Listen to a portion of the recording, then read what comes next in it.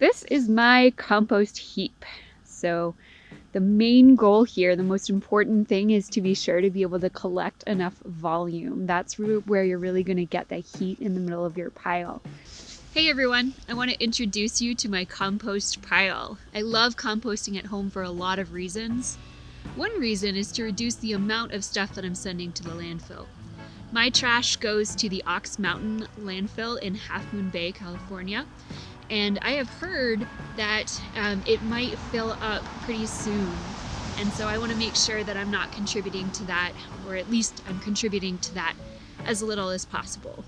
The other reason is because when you send organic stuff to the landfill, stuff like corn husks and onions and eggs and paper bags, it actually rots and turns into methane gas.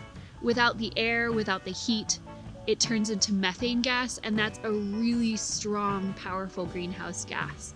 It has a lot of ability to trap heat in our environment, and that is slowly warming the climate. When it rots in these conditions, with air and with heat, bacteria break it down and release carbon dioxide instead. That carbon dioxide is still a greenhouse gas, it still traps heat, but it traps significantly less heat than methane gas does. So composting is a great thing to do for environmental reasons. It's also a really cool science experiment. I've been loving watching my compost rot. I'll fill it up high and then slowly it will compact down, and I can see at the bottom things that are already starting to rot into dirt. And I'll show you some other cool science things that I've noticed about my compost pile too. One of the other things that I've loved noticing about my compost pile is there seems to be a plant growing out of it. I'm not sure what it is yet. We've been putting all kinds of things in here. And so I suspect it might be from a vegetable seed or something like that. So we'll be keeping an eye on it to see what it turns into. Another benefit of the compost pile is it definitely brings in the banana slugs. I find them kind of squishing their bodies through the grate and going in to eat some of my old produce. Actually, I'm just noticing that there's one in there right now.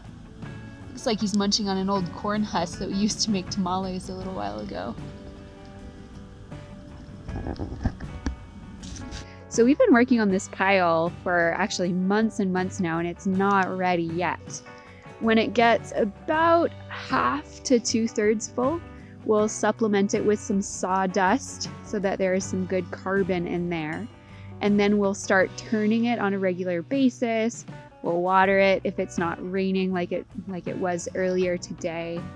And we'll just watch what happens as it slowly turns into dirt.